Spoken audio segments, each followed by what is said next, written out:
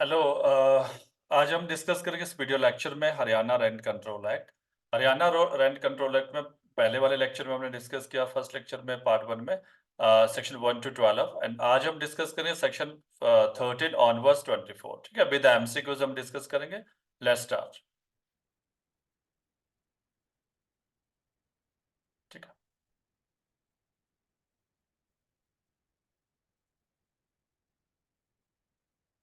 Section 13, इससे पहले वाले जो सेक्शन है हमने ऑलरेडी डिस्कस की कर ली है हमने, सेक्शन 1 to 12 पार्ट 1 में। ये part 2 of the Haryana rent control act है। Section 13 eviction of tenant, very important section.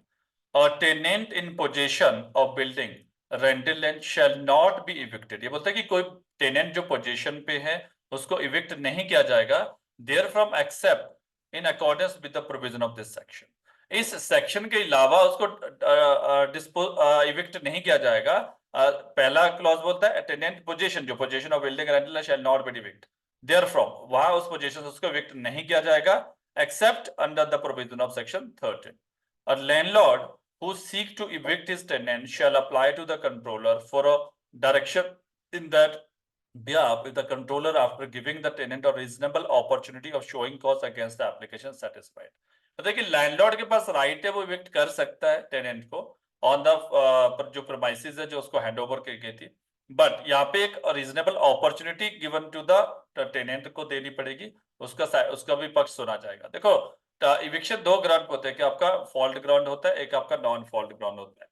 Fault ground आपका क्लॉज 2 में दे रखा है कि फॉल्ट ग्राउंड जहां पे टेनेंट का फॉल्ट होगा उस ग्राउंड पे इविक्शन किया जाएगा। एक होता है नॉन फॉल्ट, जहां पे bona fide requirement of the landlord, तो उसके बेसिस पे भी यहाँ पे क्या किया जाएगा, इविक्शन किया जा सकता है।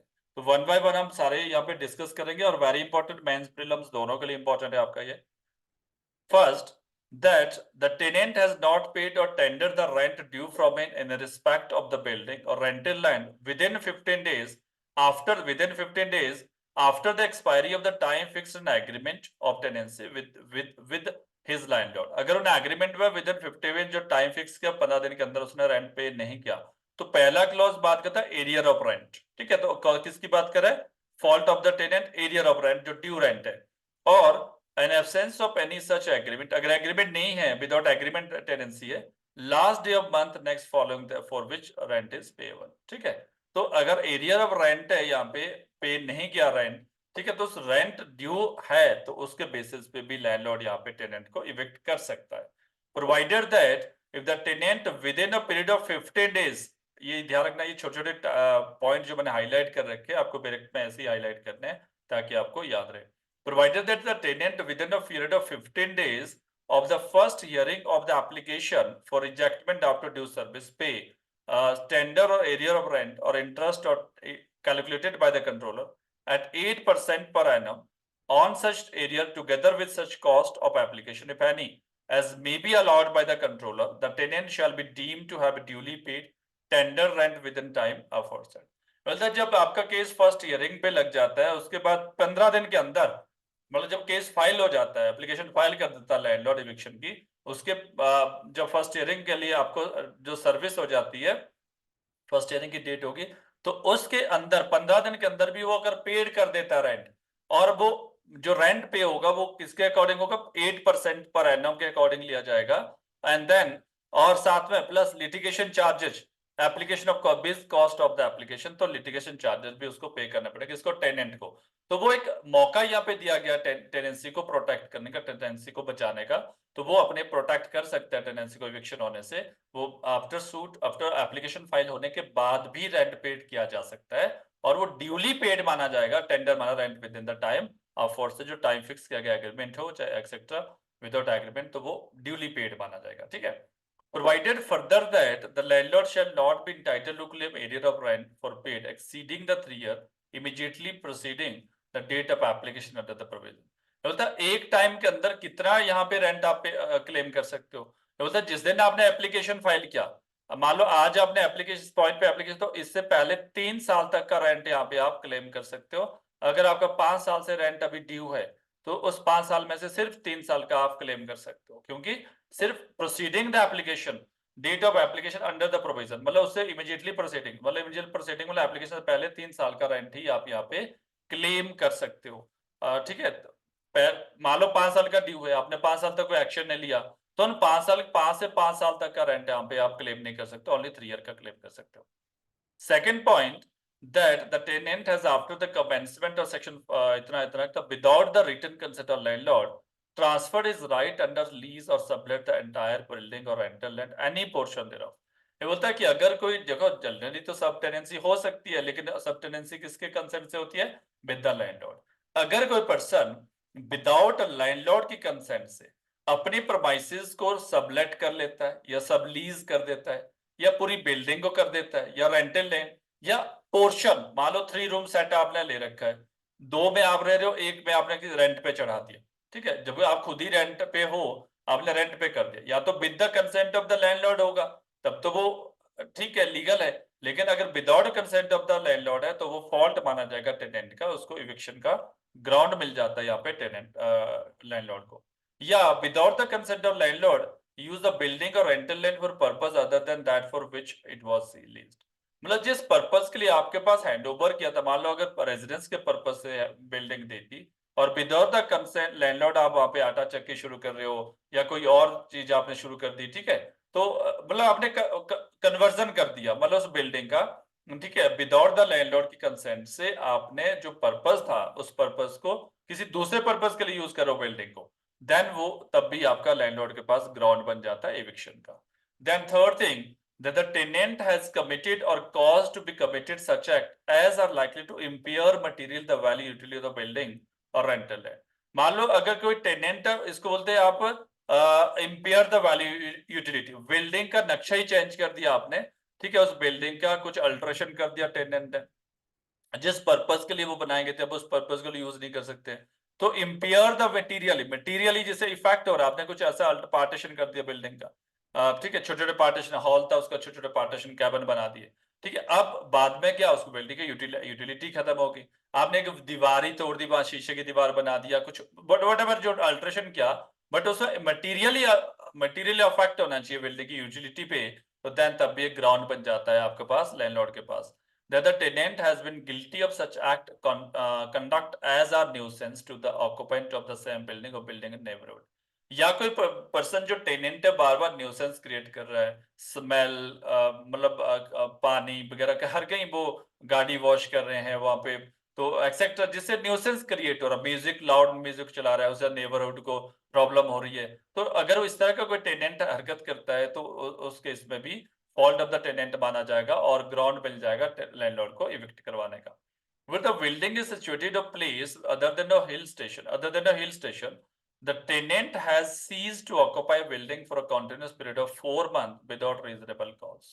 ये होता है कि 4 महीने तक आपने बिल्डिंग को रीजनेबल सीज कर रखी है, ऑक्युपाई कर रखा है, लेकिन उसमें रह नहीं रहा है, मान लो लॉक लगा कर रखा, 4 महीने हो गए और आया नहीं कोई person, the controller may make an order directing the tenant to put the landlord in possession of building or rental land। If the controller is not satisfied, he shall make order ejecting the application। अब ये क्या होगा कि मान लो को suppose किसी tenant ने को बिल्डिंग अपने लिए टेनेंसी के लिए ऑक्युपाई कर रखी है, लेकिन सीज कर रखी है, उसमें लॉक है, लेकिन लॉक क्या 4 महीने तक कोई नहीं रह रहा है उसमें, 4 महीने तक लॉक करके रखा है, तो इतना टाइम होगा तो लैंडलॉर्ड यहाँ अप्लाई कर सकता है कंट्रोलर के लिए कि लैंडलॉर्ड को यहाँ पे इस बिल्डिंग में पोजीशन दिया जाए, रिटर्न किया जाएगा, ठीक है। Then provide without sufficient cause, मान लो सपोज फॉर एग्जांपल कोई टेनेंट है, वो बिल्डिंग उसने अपना जैसे आज है उसने ऑक्युपाई कर लिया बिल्डिंग को, लॉक लगा लिया, घर वापस जा रहा था और उससे एक्सीडेंट हो गया और वो 4 महीने से कोमा में, हॉस्पिटल में कोमा में, तो उसके पास रीजन है, सफिशिएंट रीजन है, लेकिन यहाँ पे अगर without reason cease to occupy, cease करके रखे बिल्डिंग की ऑक्युपेंसी, तब यहाँ पे आपका eviction हो सकता है। Provided that the controller may give the tenant a reasonable time for putting the landlord in possession of building, rental land may extend such times as for not exceed 3 months in aggregate। जब इस तरह का case होता है तो landlord को उस position में देने के लिए टाइम दिया जाएगा टेनेंट को कि आप पोजीशन वापस कर दो लैंडलॉर्ड को, तो मैक्सिमम कितना टाइम दिया जाएगा? 3 मंथ, 3 महीने से ज्यादा टाइम नहीं दिया जाएगा। A landlord may apply to controller for order directed to put the landlord in possession in case of residential। अब देखो क्लॉज 2 बात करता है आपका कि क्लॉज 2 बात करता है फॉल्ट ग्राउंड पे। पहला एरियर ऑफ रेंट हो गया, सबलेटिंग विदाउट द कंसेंट होगा, change the user, change user मतलब जिस पर्पस के लिए दिया था विदाउट द लैंडलॉर्ड की कंसेंट से चेंज ऑफ यूजर। फिर आपका impair the utility of value of the building, उसको इफेक्ट करना, देन न्यूसेंस क्रिएट करना एंड सीज टू ऑक्यूपेंसी। ये जो ग्राउंड है आपका ये फॉल्ट ग्राउंड है। नेक्स्ट इज आपका 3A 3A बोलता है रेजिडेंशियल बिल्डिंग ऑन ऑक्यूपेशन, मतलब अपने बोनाफाइड यूज के लिए। अगर कोई टेनेंट का कोई फॉल्ट नहीं है फिर भी आपका ऑन ऑक्यूपेशन के लिए अपने यूज के bona fide requirement, he require it, कौन, landlord require it for his own occupation, is not occupying another residential building in the urban area concern and has not vacated such building without sufficient cause after the commencement of this act set to urban area। But यहाँ पे condition है उसकी अपनी कोई और building नहीं होनी चाहिए उस अर्बन एरिया में, अपने ऑन अपने यूज के लिए, अपने पर्सनल बोनाफाइड यूज के लिए वो खाली करवा सकता है बिल्डिंग लैंडलॉर्ड, ठीक है। He require for it for as office, यहाँ दोनों रेजिडेंशियल और नॉन रेजिडेंशियल बिल्डिंग दोनों आ जाएगी। He required it for use as an office consulting room by his son, who intending to start practice as lawyer, qualified architect and chartered accountant as the registered practitioner within meaning of that expression used in Punjab Medical Registration Act 1916, Punjab Ayurvedic and Unani Practitioner Act 1963, the Punjab Homeopathic Practitioner Act 1965, or for residence of his son who is married। तो बोलता है कि अगर कोई मान लो suppose कोई landlord उसका बेटा कोई लॉ लॉ करके आ गया, उसको प्रैक्टिस करना है, उसको अगर रूम चाहिए मतलब प्रैक्टिस ऑफिस ओपन करने के लिए, तो वो इवेक्ट कर सकते हैं इस ग्राउंड पे, क्योंकि पर्सनल यूज के लिए। या कोई आर्किटेक्ट है, चार्टर्ड अकाउंटेंट है, या फिर रजिस्टर्ड प्रैक्टिस मेडिकल है, चाहे एमबीबीएस है, वो कोई भी मेडिकल प्रैक्टिशनर है, वो अपने अगर क्लिनिक रन करना है, ऑफिस रन करना है, उस पर्पज के लिए, अपने बेटे के पर्पज के लिए क्या कर सकते हैं, इवेक्ट करवा सकते हैं उस ग्राउंड पे, क्योंकि अपना यूज करना है उनको। या फिर अगर सन की मैरिज हो जाती है, ठीक है, अभी तक अनमैरिड था सन मैरिज, तो उस बेसिस पे भी किसी भी बिल्डिंग को इविक्ट किया जा सकता है, provided that such son is not occupying an urban area concern any other building for use as office, consulting room or residence as the case may be and is not vacate without sufficient cause. पर condition है कि उस सन जिस सन के लिए वो office के लिए बिल्डिंग इविक्ट करवा रहे हैं या मैरिड की है सन ने, तो कहीं उसी अर्बन एरिया में दूसरी बिल्डिंग ना हो, ना ही उसका दूसरी अर्बन एरिया में किसी बिल्डिंग में उसका ऑफिस होना चाहिए, ठीक है, ये कंडीशन है यहाँ पे। Second, third, it was let to the tenant for use as residence by reason of being in the service of employment or landlord, and the tenant is seized whether before or after the commencement of this act to be in such service or employment।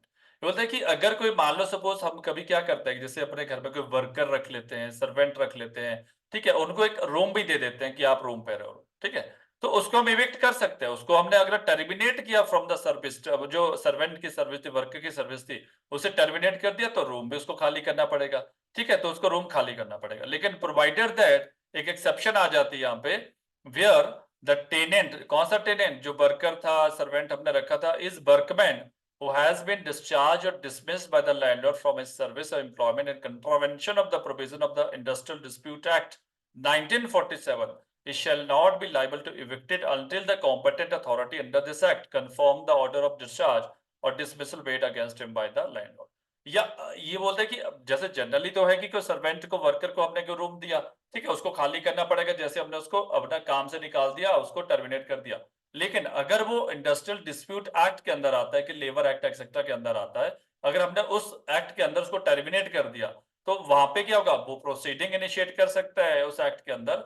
जब तक वो proceeding चल रही है उस act के अंदर, उसके डिसमिसल की प्रोसीडिंग, तो देन तब तक उसको खाली नहीं किया जाएगा, ठीक है। अगर वो उस एक्ट के अंदर आ रहा है, तो इंडस्ट्रियल डिस्प्यूट एक्ट के अंदर हमने अपॉइंटमेंट की पर्सन को और उसको एक रूम में दे दिया, तब वो यहाँ पे एविक्ट नहीं होगा directly, clear.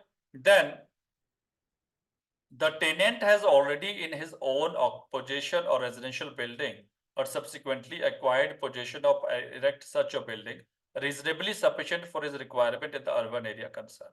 Well, the tenant has already his own possession or residential building, मतलब टेनेंट की अपनी कोई बिल्डिंग है, उसको पोजेशन कर रखे और सब्सिक्वेंटली एक्वायर, या टेनेंसी, जैसे आज मैंने मान लो यहाँ पे टेनेंसी ली और मैं कल दिन कोई अपनी बिल्डिंग वहां पे कंस्ट्रक्ट कर लेता हूँ, या बिल्डिंग एक्वायर अलॉटमेंट में हो जाती है मुझे बिल्डिंग एक्सेट्रा, तो इन दैट केस राइट है लैंडलॉर्ड के पास, वो टेनेंट को इविक्ट कर सकता है ऑन द बेसिस कि इसकी अपनी उस अर्बन एरिया में अपनी बिल्डिंग बन चुकी है, या वो कंस्ट्रक्शन बन चुकी है, एक्वायर कर गया है, या मान लो पहले कोई स्टूडेंट है वो एज ए टेनेंट है किसी का, ठीक है, बाद में उसको जॉब मिल गया तो उसको कहीं अलॉटमेंट होगी बिल्डिंग, ठीक है, उसी अर्बन एरिया के अंदर, तो वो लैंडलॉर्ड उसको इविक्ट करवा सकता है कि उसको अपनी बिल्डिंग या रेजिडेंशियल प्रीमाइसेस मिल चुका है, ठीक है, या कंस्ट्रक्शन हो चुकी है। He is a member of Armed Forces or Union of India and requires it for the occupation of his family and the produce of certificate from the prescribed authority referred to in subsection 7 of Indian Soldier Act that he is serving under special condition within meaning of section 3.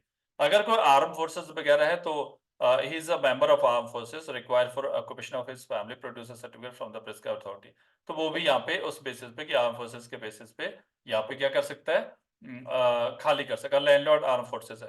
For the purpose of this subsection, family means the relation of landlord and ordinary live with him or dependent. मतलब landlord क्या है यहाँ पे, अगर arm forces वगैरह में, तो वो इविक्ट करवा सकते हैं यहाँ पे building without fault of the tenant. In the cases of rental land, if he require it for his own use, is not occupying in the urban area concerned, the purpose of this business, any other rental land has not vacated sir rented, तो मतलब on use अपना not occupying urban area का rental land के बारे में बात कर रहा है, बिजनेस बिल्डिंग के बारे में बात कर रहा है, तो रेंटल लैंड को भी यहाँ पे खाली किया जा सकता है अपने ऑन ऑक्युपेंट बोनाफाइड यूज के लिए। In case of any building or rental land, if you require it to carry out any building work at the instance of state government or local authority or any improvement trust under some improvement or development scheme, or if it has become unsafe or unfit for human habitation. अगर ये बात कर रहा है कि अगर कोई building unsafe है, हैबिटेशन रहने के लिए अनफिट नहीं है, और विदाउट उसको इविक्ट किया उसको रिपेयर नहीं किया जा सकता है, या फिर गवर्नमेंट ने कोई स्ट्रक्चर पास किया कि आपको इस तरह से स्ट्रक्चर बनाना है, गवर्नमेंट की पॉलिसी स्कीम डेवलपमेंट स्कीम के अंदर आ रहा है, और तो उन केसेस के अंदर लैंडलॉर्ड यहाँ पे इविक्ट करवा सकता है, ठीक है। देन और विदाउट इविक्शन वो स्कीम के अंदर वो उस बिल्डिंग को कंस्ट्रक्ट नहीं कर सकता एक्सेट्रा। तो then provided that where any tenancy is a specified period upon between landlord tenant, the landlord shall not except under sub clause 5 of clause A be entitled to apply under subsection before expiry of such period. तो ये बोलते हैं सब clause 5 कौन से आपका, ये, ठीक है, ए का सब क्लॉज 5 है आपका ये आर्म फोर्सेस वाला। तो अगर सब क्लॉज 5 है तो then provided that with the specified agreed period upon between the landlord shall not except under clause 5 clause entitled to apply under this subsection for expire. अगर फिक्स टर्म के लिए agreement है तो तब तक वो यहाँ पे अप्लाई नहीं कर सकते जब तक वो टर्म यहाँ पे कंप्लीट नहीं हुआ। Provided further that where the landlord has obtained position of the residential building or rental land under proviso of clause इतना V of the clause A B, he shall not be entitled to apply again under the said provision for possession of any other building or rental for the same class. Same class जो सन etcetera same class of सन के लिए वो फिर से apply नहीं कर सकता है, ये रिस्ट्रिक्शन लग रही है लैंडलॉर्ड के ऊपर। Provided further that where landlord has obtained position of any building under the provision of sub clause 2 and clause 1, A का जो 2 है, he shall not be entitled to apply again under the sub clause of possession of any building use of residence the case of the same son। तो अगर एक बार एक बेटे के लिए उन्हें ऑफिस पर्पस के लिए वैकेट करवा दी बिल्डिंग, तो सेम सन के लिए सेकंड टाइम वो बिल्डिंग वैकेट नहीं करवा पाएंगे, वो रिस्ट्रिक्शन है। हाँ, अगर 2 सन है 2 सन के लिए अलग अलग से करवा सकते हैं, ठीक है। 3A, in the case of non-residential building, a landlord who stand retired or discharged from the Armed Forces Union of India who was a minor son at the time of death of the deceased landlord and require it for his personal use may within a period of 3 years from the date of retirement or discharge or attending the age of 18 years as the case may be applied to the controller for an order directing tenant to put in possession। बोलता है कि अगर कोई non residential building है और कोई arm forces है वो अपने लिए कोई बिजनेस करना चाह रहा है फ्रॉम द रिटायरमेंट 3 साल के अंदर, ठीक है, date of may with in a period of 3 year from the date of retirement discharge attend the age of 13 years as the case में अप्लाई द कंट्रोलर। 3 साल के अंदर वो कंट्रोलर के पास अप्लाई कर सकते उस बिल्डिंग को अपना वैकेट करवाने के लिए। अगर मान लो आर्म फोर्सेस में किसी की डेथ हो गई, उसका जो माइनर है, was a minor the time of the death of deceased landlord, मतलब हु वाज अ माइनर, या कोई माइनर है जो लैंडलॉर्ड है, कोई भी लैंडलॉर्ड है उसका कोई माइनर है, ठीक है, एट द टाइम जब डेथ हुई थी लैंडलॉर्ड की, जब वो आपका 18 ईयर्स का हो जाएगा तो वो अप्लाई कर सकता है नॉन रेजिडेंशियल बिल्डिंग को वैकेट करने के लिए। Provided that where the landlord has obtained possession of a non-residential building under this subsection, he shall not be entitled to apply again for the possession of any other non-residential building for the same class. तो अगर एक बार एक non residential building evict करवा दी तो second time उस non residential building को evict करवाने के लिए यहाँ पे अप्लाई नहीं कर सकता है उस सेम क्लास के लिए, ठीक है। 4. The controller shall, if he is satisfied that the claim of landlord is bona fide, make an order directing the tenant to put the landlord in possession of building or rental land on such date as may be specified by the controller. And if the controller is not so satisfied, he shall make an order rejecting the application. तो ये बोलते हैं कि अगर controller satisfied होता है bonafide requirement जो आपने एप्लीकेशन फाइल किया, तो यहाँ पे ऑर्डर किया जाएगा टेनेंट को, तुम लैंडलॉर्ड को पोजीशन दे दो बिल्डिंग का। अगर नॉट सेटिस्फाइड तो रिजेक्ट भी कर सकता है application. Provided that controller may give the tenant a reasonable time for putting the landlord possession of building or rental land, may extend such time as for so as not to exceed the 3 month aggregate. तो यहाँ पे maximum कितना time दिया जाएगा tenant को कि तुम hand over कर दो पोजीशन लैंडलॉर्ड के लिए। तो मैक्सिमम टाइम है 3 इयर्स। ये 1 मंथ भी हो सकता है कि 1 मंथ के अंदर इविक्ट करवा दो, या 15 डेज के अंदर इविक्ट करवा दो, या फिर 3 ईयर भी हो सकता है। मैक्सिमम 3 ईयर होगा। Provided an application is made under clause A clause 5 of section 3. A clause 5 आपका आर्म फोर्सेस के बारे में था। It shall be disposed of as far as may be within period of 1 month. वो जो application decide period of limitation कितने time period के अंदर डिसाइड करना है? 1 मंथ के अंदर डिसाइड करना है। कौन सा? आर्म फोर्सेस वाली, अगर आर्म फोर्सेस लैंडलॉर्ड है तो।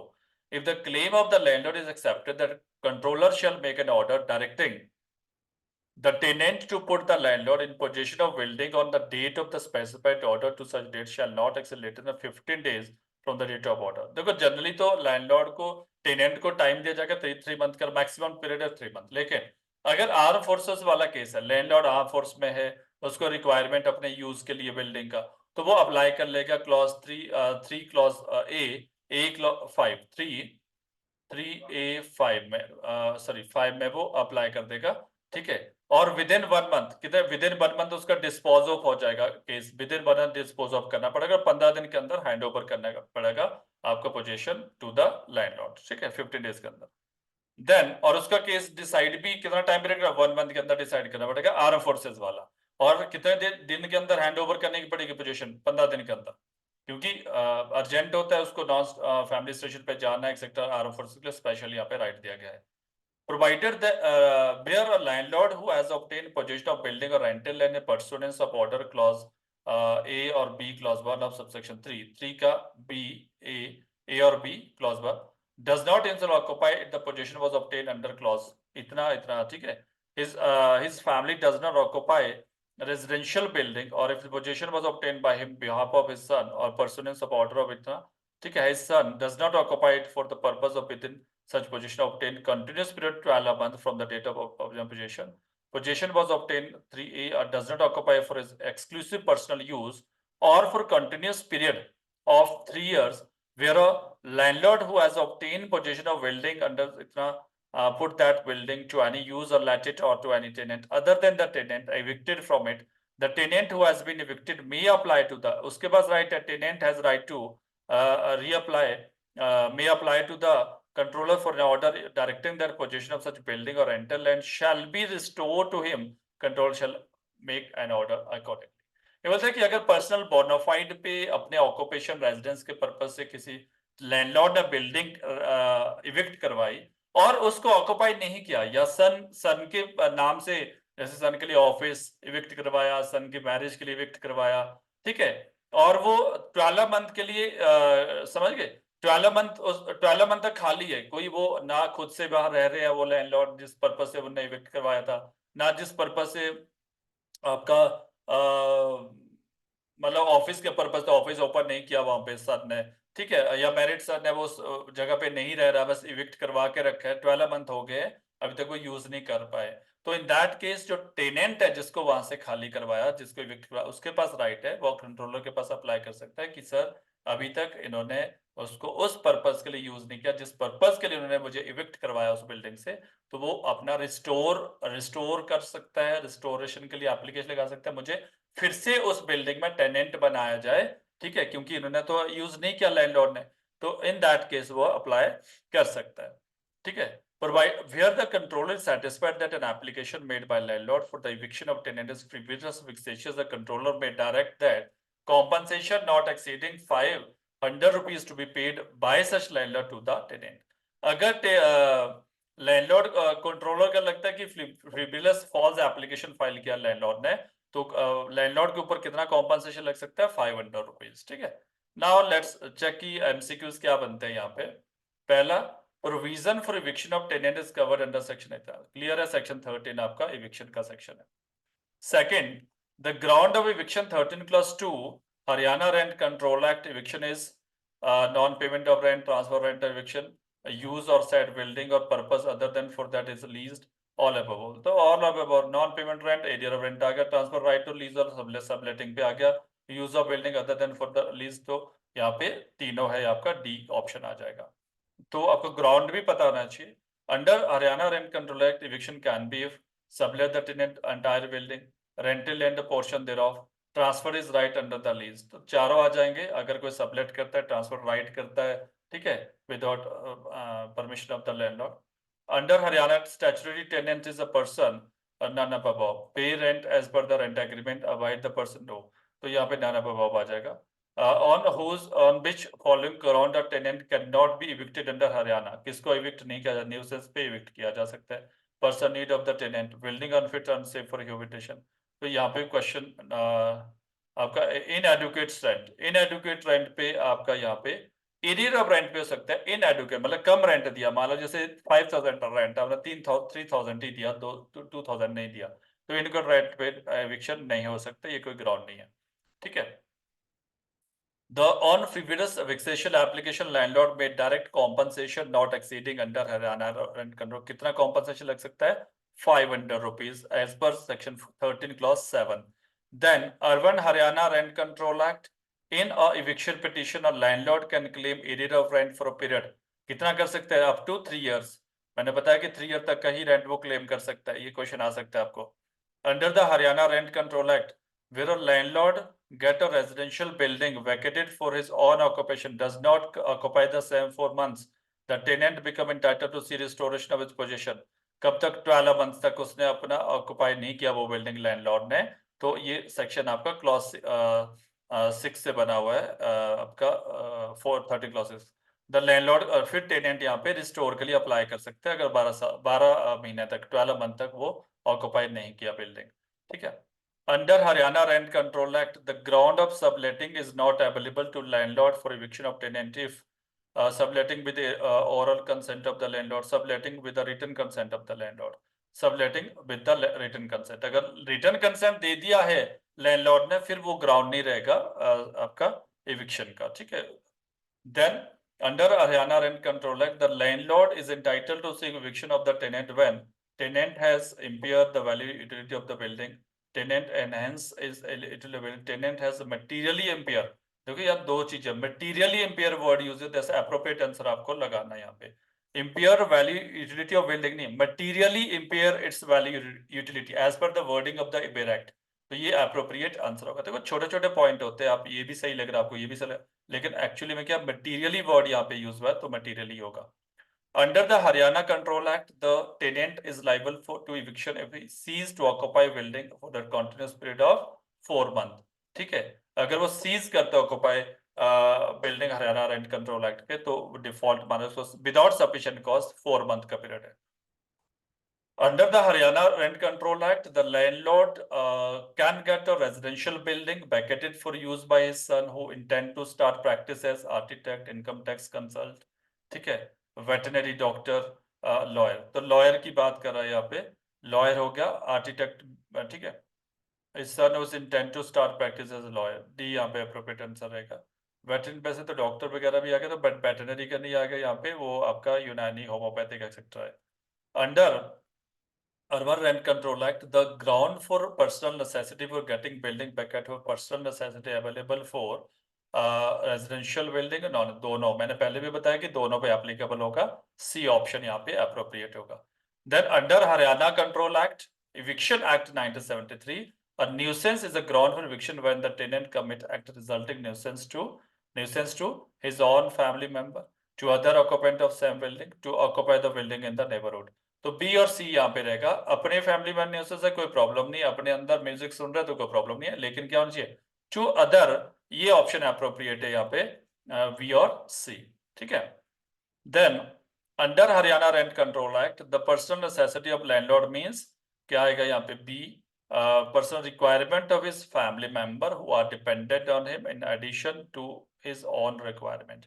अपने रिक्वायरमेंट के लिए भी और फैमिली के रिक्वायरमेंट के लिए भी, नॉट फ्रेंड एक्सेट्रा रिलेटिव, उसके लिए नहीं, अपने रिक्वायरमेंट पर्सनल रिक्वायरमेंट है या फिर फैमिली, जो सन हो गया, वाइफ हो गया, एक्सेट्रा, ठीक है, उनके रिक्वायरमेंट के लिए वो इविक्शन करवा सकता है।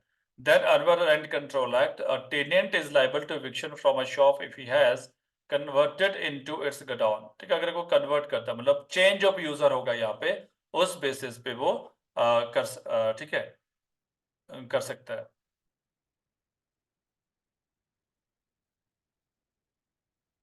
Then 17, if a building is exempted from operation of section 3 of the Haryana Rent Control Act, for 5 year landlord can continue his civil suit for eviction। suit filed before 5 year can continue after 5 year। तो civil suit तो file रह सकता है यहाँ पे, ठीक है, clear. Civil suit में कोई प्रॉब्लम है, क्योंकि यहाँ पे आपका सिविल सूट तो अलग चलता है, रेंट कंट्रोल एक्ट के अंदर डिफरेंट है। Where tenant does not pay the provisional rent, he can be evicted under the Haryana control. ऊपर वाला क्वेश्चन होता है कि अगर जहाँ पे रेंट कंट्रोल एक्ट एग्जम्प्टेड है, तो वहां पे क्या होगा, आपका टीपी एप्लीकेबल होगा, रेंट एक्ट एप्लीकेबल, तो सिविल सूट वहां पे कंटिन्यू रहेगा, वो जुरिस्डिक्शन वहां पे टेक्स ऑफ नहीं होगी। Whether tenant does not pay the provisional rent, he can evict under the Haryana rent control act immediately। ठीक है, क्या है immediately, तो ए ऑप्शन रहेगा। Under the Haryana Rent Control Act, or controller before directing a tenant to evict the building required to give reasonable opportunity to give the control। Yes, ये answer रहेगा, yes, opportunity देना पड़ेगा। Application for eviction 13A 3A Haryana Rent Control Act cover following ground for landlord on occupation। Landlord does not occupy any other residential building concern urban area। तो C, A और B दोनों important है, यहाँ पे दोनों आपका option सही है। If tenancy is for specified period agreed between the landlord and the tenant, the landlord, as per the provision of section 13A V of the A, shall not be entitled to vacate if before of the expiry। तो proviso में दे रखा है वहां पे आपका कि अगर वो इस ग्राउंड पे तो शैल नॉट इन, मतलब जहाँ पे फिक्स टर्म ऑफ टेनेंसी है वहां पे एप्लीकेबल नहीं होगा जब तक वो पीरियड एक्सपायर नहीं हुआ। Under Haryana Rent Control Act, if the controller is not satisfied the claim of landlord, one party shall reject the application। तो obviously वो reject कर सकता है application को। The time of period of month shall be given to tenant to vacate premises under the Haryana Control Act।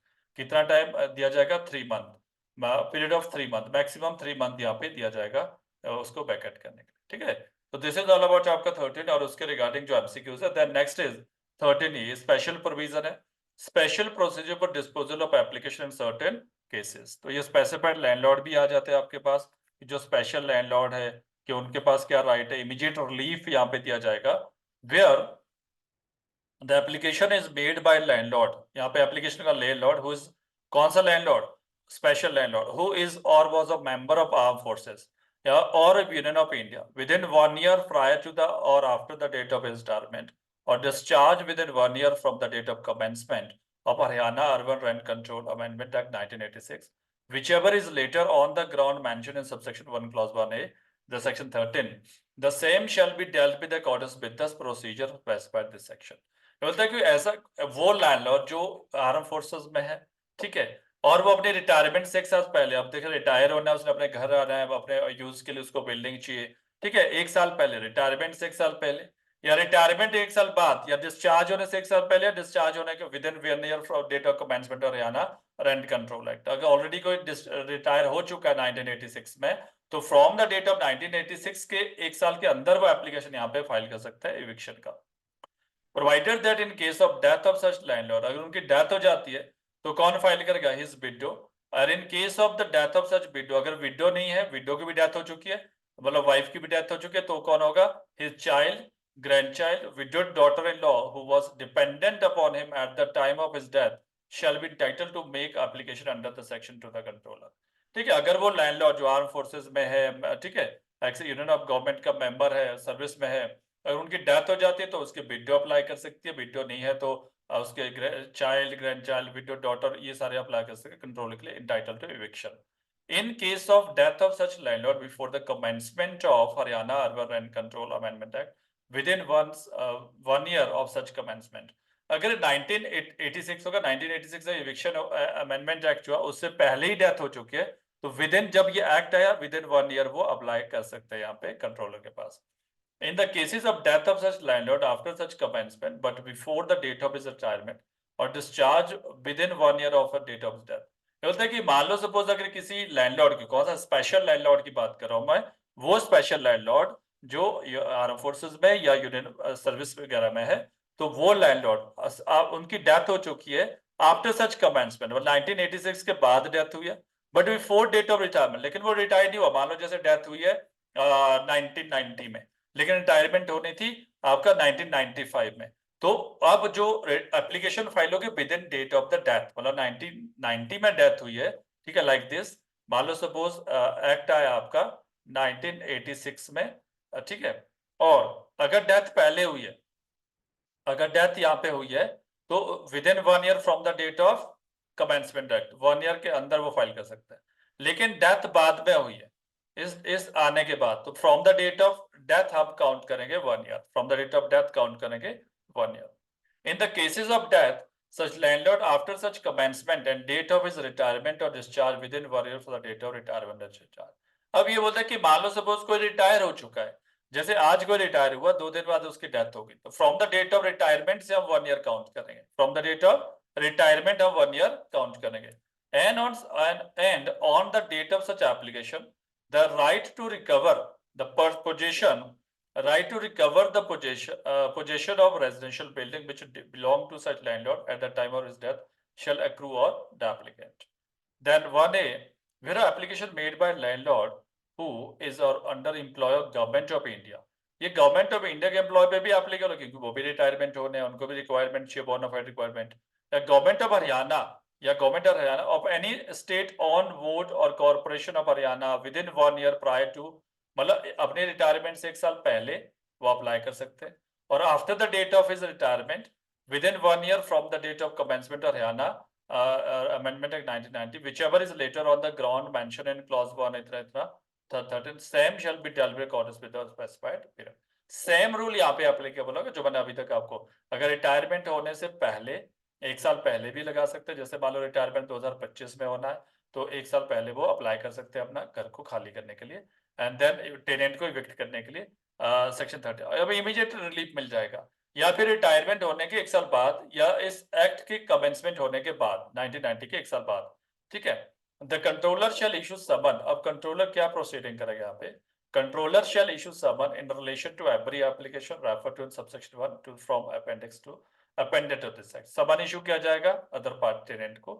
Controller shall in addition to and simultaneously with the issue of summon service on the tenant also direct the summon to serve by registered post।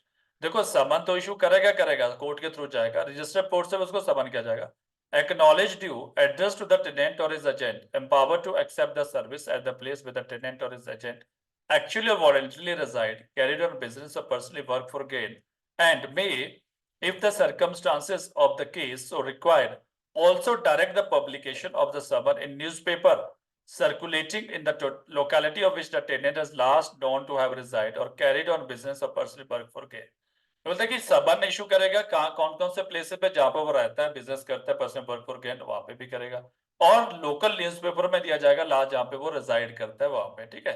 तो then when an acknowledgement purporting to be signed by the tenant or his agent is received by the controller or registered article contained by summon is received back with an endorsement purporting to have been made by the postal employee to the effect that tenant or resident has refused to take the delivery, registered article controller may declare that there has not been valid services summon. There has been a valid services summon.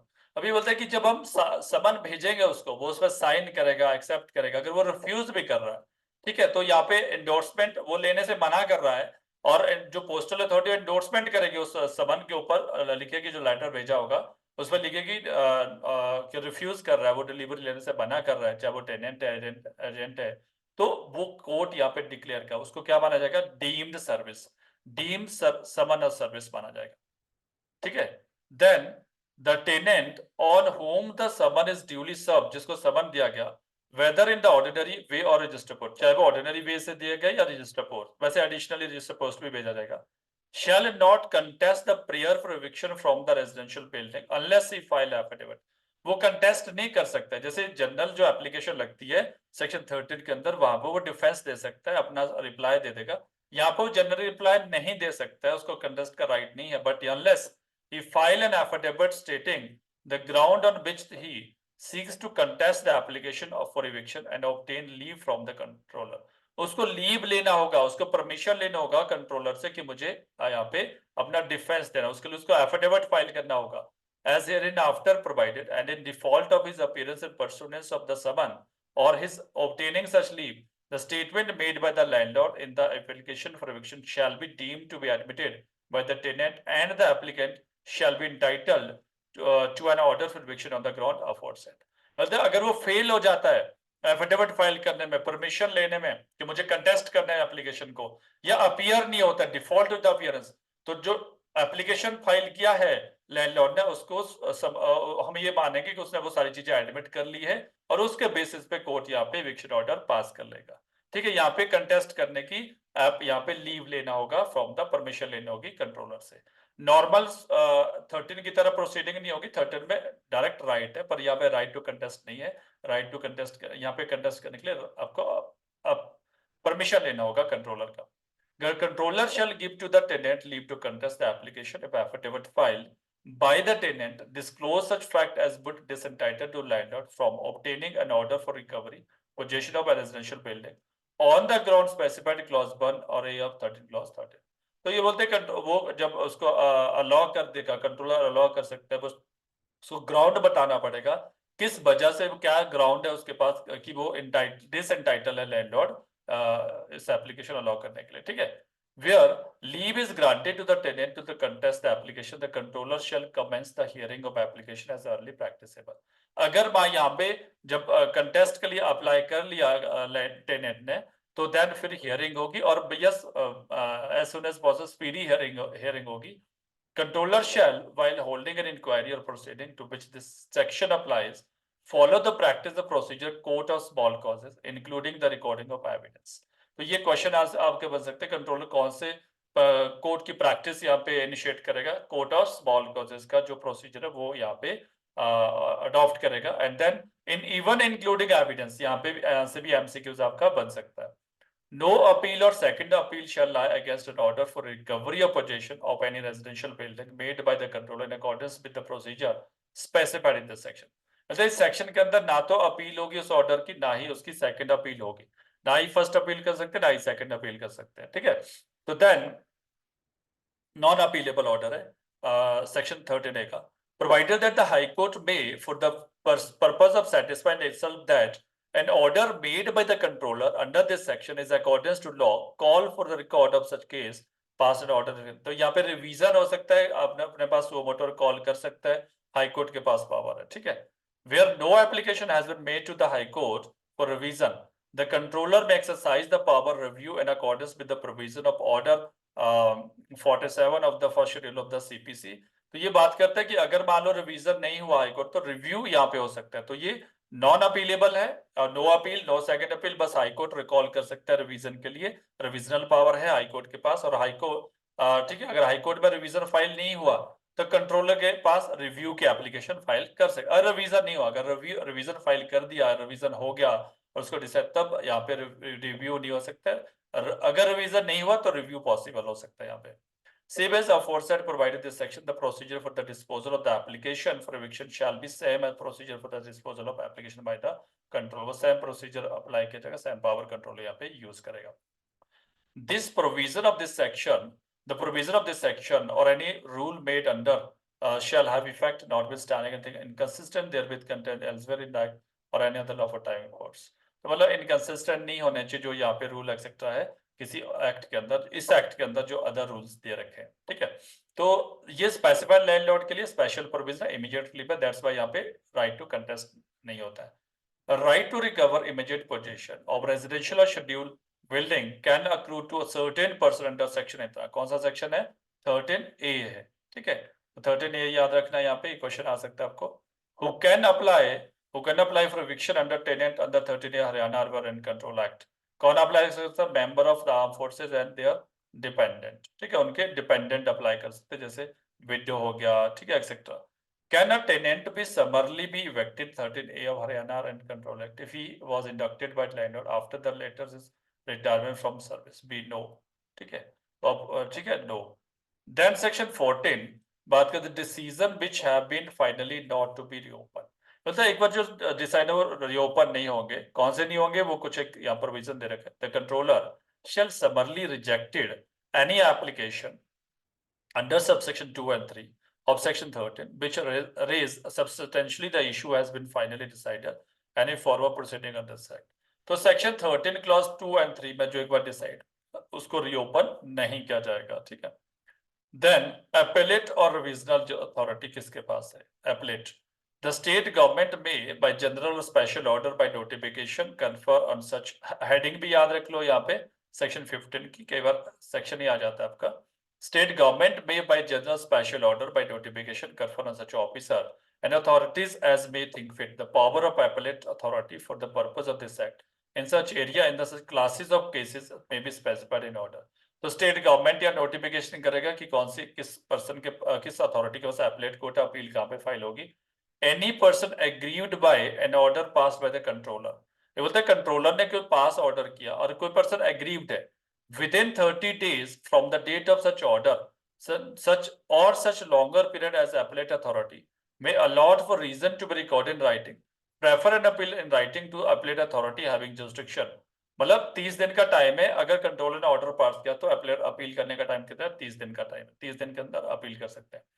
In the computing the period of 30 days the time taken obtain certificate copy of your shall be excluded। ये बोलता है जो time taken, जैसे जिस दिन order pass हो गया वो भी एक्सक्लूड हो जाएगा। जब सर्टिफिकेट कॉपी लेने के लिए अप्लाई करते जो time taken by the court that must be excluded, shall be excluded from the 30 days, ठीक है। On such appeal being preferred the appellate authority be order stay of further proceeding in the matter pending decision of appeal. तो यहाँ पे जो appellate authority वो stay order भी लगा सकते हैं, एग्जीक्यूशन पे भी, अभी एग्जीक्यूशन ना करे, पेंडिंग अपील यहाँ पे। The appellate authority shall decide the appeal after sending for the records of the case from the controller and after giving the parties the opportunity of being heard and if necessary after making such further inquiries think fit either personally or through a controller। तो यहाँ पे appellate जो authority है वो यहाँ पे record को अपने पास बुलाए, अपने पास कॉल करेगा जो कंट्रोलर के पास रिकॉर्ड है, and after giving the parties opportunity, और दूसरी पार्टी को अपॉर्चुनिटी दी जाएगा, नेचुरल जस्टिस प्रोवाइड किया जाएगा, एंड आफ्टर दैट एक इंक्वायरी कर सकते हैं, खुद से भी इंक्वायरी कर सकते हैं, कंट्रोलर को भी ऑर्डर कर सकते हैं कि छोटी सी इंक्वायरीज पे इस पॉइंट पे करो, ठीक है। The decision of the appellate authority and subject to such decision the order of the controller shall be final and shall not be liable to call in question in any court of law except provided clause 6 of the section। तो जो authority का generally तो decision यहाँ पे final होगा, लेकिन yes according to section 6 का control किया जाएगा, रिवीजन हो सकता है। The High Court as a revisional authority may at any time on its own motion or an application of an aggrieved party made within a period of 90 days। तो revision कितने time के अंदर होगा? 90 days। Call for and examine the period relating to any order passed or proceeding taken under this act for the purpose of satisfying itself the legality or propriety of such order proceeding and may pass such order in relation thereof as to it may be deemed fit। In computing the period of 90 days the time taken to obtain a certificate copy order may be excluded। तो generally तो appellate appeal file करने के लिए कितना time होगा? 30 days। Revision file करने के लिए कितना टाइम होगा? 90 days। जो time taken by the court certificate copy को रेडी करने के लिए टाइम वो एक्सक्लूड हो जाएगा। सेक्शन 15 आ जाएगा यहाँ पे of the Haryana Control Act deal with vesting the appellate authority officer by the state government। तो ठीक है, स्टेट गवर्नमेंट डिसाइड करे किसके पास अथॉरिटी है। Under the Haryana control act, ठीक है, aggrieved from a controller passed order can file appeal before appellate authority within 30 days. 30 days के अंदर वो अपील फाइल कर सकता है. Under the Haryana Control Act, a revision against the order of appellate authority would lies to the High Court. किसके पास होगा? appellate authority के order के अगेंस्ट कहाँ जाओगे आप रिवीजन में? हाई कोर्ट का. पहला कंट्रोलर के अगेंस्ट अपील फाइल करोगे appellate authority के पास 30 दिन के अंदर. आफ्टर दैट आप क्या करोगे? आफ्टर दैट आप रिवीजन फाइल करोगे अपीलेट अथॉरिटी के ऑर्डर को 90 डेज के अंदर अपील फाइल करोगे. रिवीजन फाइल होगा.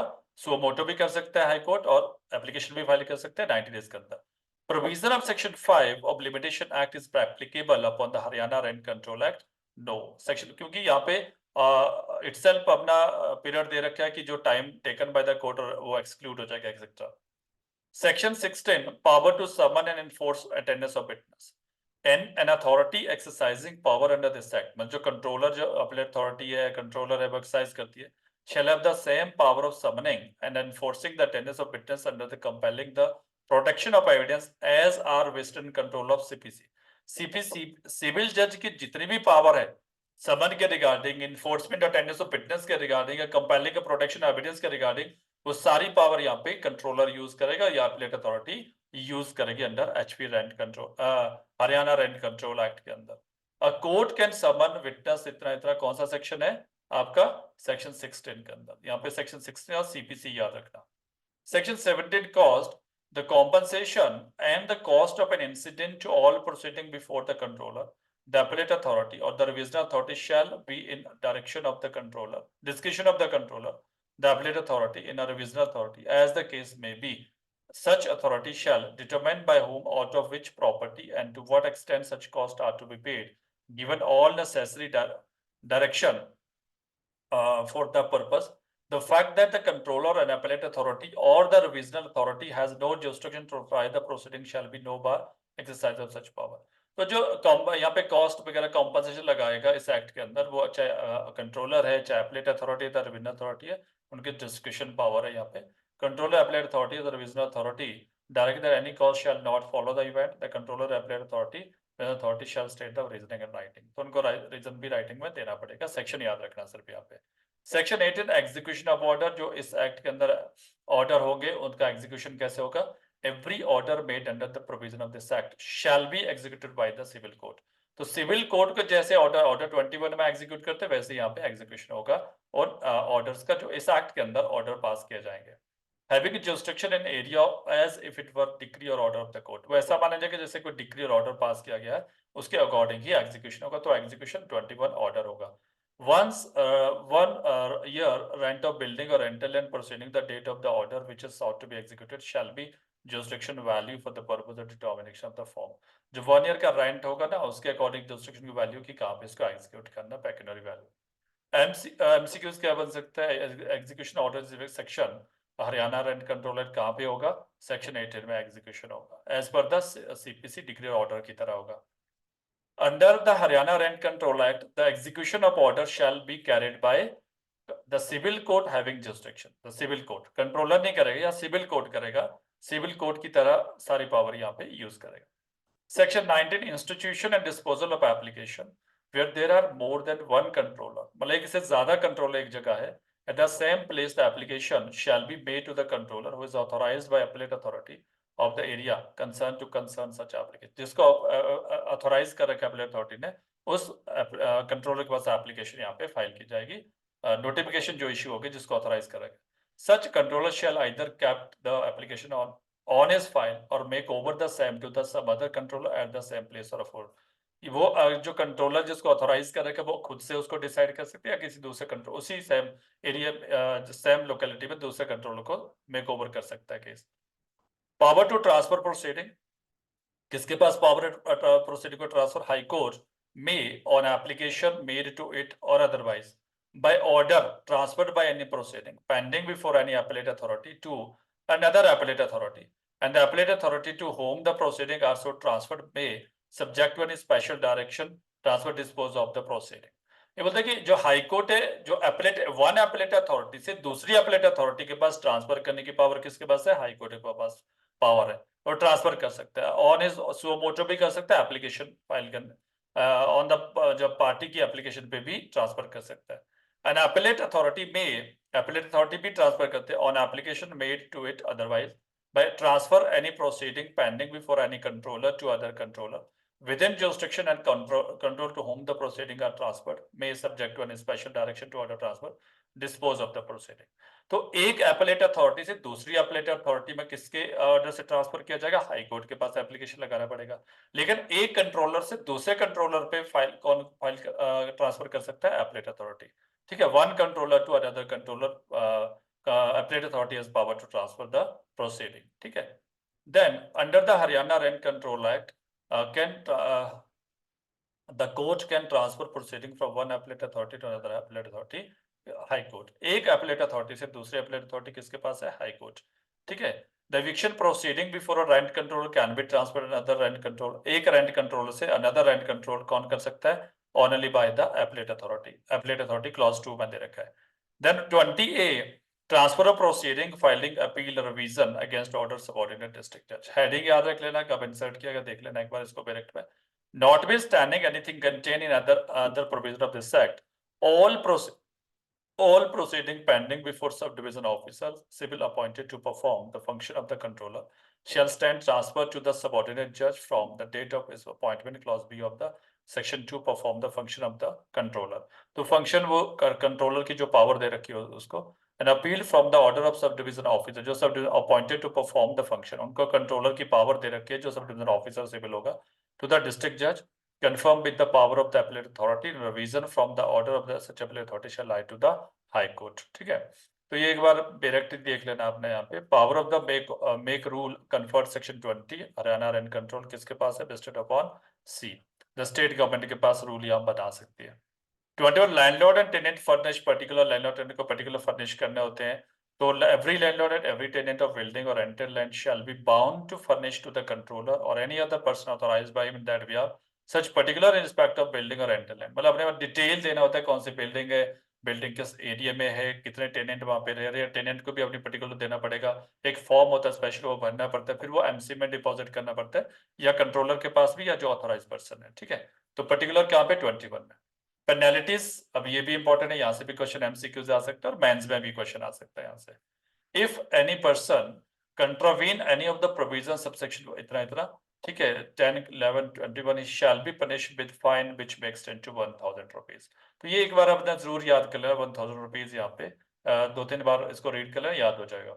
If any person contravene any of the provision clause A section 6A shall be punishable with imprisonment term which may extend to 2 years with fine or with both। तो punishment यहाँ पे, बाकी fine है ऊपर वाले में, यहाँ पे पनिशमेंट है आपका टर्म में extend to 2 year with fine or with both। ठीक है, तो ये दो आपको याद करना। No court shall take cognizance of offense under this section except upon, बोलते cognizance नहीं ले सकता except upon। कंप्लेंट कौन फाइल करे? इस एक्ट के अंदर कोई कंट्रावेंशन करता है तो वहां पे cognizance कोर्ट नहीं लेगा। Complaint in writing of the fact which consists of such offense filed with sanction of the controller, with the sanction of the controller he court यहाँ पे cognizance लेगा। ठीक है, complaint in writing filed with sanction of controller, मतलब with permission of the controller complaint file की जाएगी, तभी यहाँ पे इस एक्ट के अंदर cognizance लेगा जो ऑफेंस यहाँ पे कमिट हुए। A report in writing of such fact made by the controller, report in writing या रिपोर्ट जो है कंट्रोलर देगा तो उसके बेसिस पे यहाँ पे कॉग्निजेंस लिया जा सकता है। Provision regarding penalty are covered कौन से सेक्शन में है आपका? 22 में है। Then next is any person who contravene the provision of clause A clause 1 of the section इतना shall be punished with imprisonment extend to 2 years। कितना है? 2 years with fine or with both है। Then punishment for contravention of provision section 11 of Haryana Rent Control Act shall be liable fine extend to आपका 1000 rupees है, clause 1 में दिया हुआ है। The court can take cognizance of an offence under section 22 Haryana Rent Control Act upon a complaint in writing with the sanction of controller और report in writing fact made by control। दोनों होगा, यहाँ पे C option होगा, इधर A है या B है, दोनों के बेसिस पे यहाँ पे कॉग्निजेंस लिया जा सकता है। पावर टू मेक रूल किसके पास है? स्टेट गवर्नमेंट में। नोटिफिकेशन किसके पास है? यहाँ पे स्टेट गवर्नमेंट के पास है। Power to make rule section आ जाएगा आपका कौन? 23 सेक्शन है, किसके पास है? स्टेट गवर्नमेंट का। रिफील एंड सेविंग क्लॉज कौन सा? 27 है पंजाब रेंट कंट्रोल एक्ट। ठीक है, रिपील आपको पूछा कौन सा एक्ट यहाँ पे रिपील हुआ है, तो आप इसको एक बार रीड कर लेना। शेड्यूल शेड्यूल किससे रिलेटेड है आपका? 2H से रिलेटेड है। शेड्यूल में कौन कौन है? मैंने जैसे सन हो गया, डॉटर हो गया, विडो हो गया, फादर हो गया, मदर हो गया, ग्रैंडफादर हो गया, ग्रैंडमदर हो गया, सन ऑफ प्रीडिसेस सन हो गया, अनमैरिड डॉटर हो गया, predeceased son, widow of the predeceased son and widow of the predeceased son of predeceased son. तो ये को लिस्ट थोड़ा सा देखना, यहाँ से भी क्वेश्चन कई बार आ जाता है। Schedule of the Haryana rent control act includes, ठीक है, डी ऑल ऑफ अबव, सन भी है, डॉटर भी, बिट्टू भी, तीनों इंक्लूड। इसी तरह से आपका एमसीक्यूज आ सकता है। शेड्यूल एक बार देख लेना। Schedule Haryana rent control act 1973 includes mother, father, grandfather, तो ऑल ऑफ अबव आ जाएगा यहाँ पे, ग्रैंड मदर भी है। देन शेड्यूल कंट्रोल एक्ट कौन से इंक्लूड है यहाँ पे? Grandfather, son of predeceased son, unmarried daughter of predeceased son, तो यहाँ पे मेरे ख्याल से ऑल ऑफ अबव ही आपका, ठीक है, सारे हैं इसमें। इंक्लूड विडो प्रीडिसेस सन, विडो प्रीडिसेस सन और प्रीडिसेस सन, बोथ ए एंड बी, यहाँ बोथ ए एंड बी आ जाएगा, सी होगा ऑप्शन। तो दिस इज ऑल अबाउट आपका रेंट कंट्रोल एक्ट है। ये फॉर्म आपका लास्ट में दिया होगा, सेक्शन 2 एंड 13 है, जो समन हम भेजते हैं, ठीक है। समन का फॉर्मा है जो स्पेशल केसेस में एप्लीकेबल होगा, ठीक है। देखो, रेंट एक्ट से आपको 2 एंड 3 क्वेश्चन हरियाणा में आते हैं, और लास्ट टाइम 2 क्वेश्चन आए थे, हो सकता है अभी 3 आ जाए या 2 आ जाए या 4 भी आ सकते हैं, डिपेंड अपॉन द सिचुएशन और क्वेश्चन। बट रेंट कंट्रोल के क्वेश्चन बहुत इजी है, आपको सेक्शन याद करने हैं, पीरियड वगैरह देखने हैं, पावर किसके पास है, अथॉरिटी किसके पास है, वो सारी चीजें आपको यहाँ पे नोट डाउन करनी है। और मुझे लगता है कि जैसे आप इस तरह से थोड़ा सा एक बार डायरेक्ट रिवाइज करोगे और आपको ये याद हो जाएंगे। और बट इसका कंटेंट जरूर देख लेना, इसका इंडेक्स जरूर देख लेना। इंडेक्स में आपके एटलीस्ट सेक्शन वाला क्वेश्चन आपका गलत ना हो, ठीक है। कोई पीरियड है, कहीं 90 डेज है रिविजन पीरियड, कहीं पहले पीरियड 30 डेज है, इस तरह के क्वेश्चन आपको आ सकते हैं, ठीक है। And then Haryana rent controller complete हो गया, ठीक है। Thank you.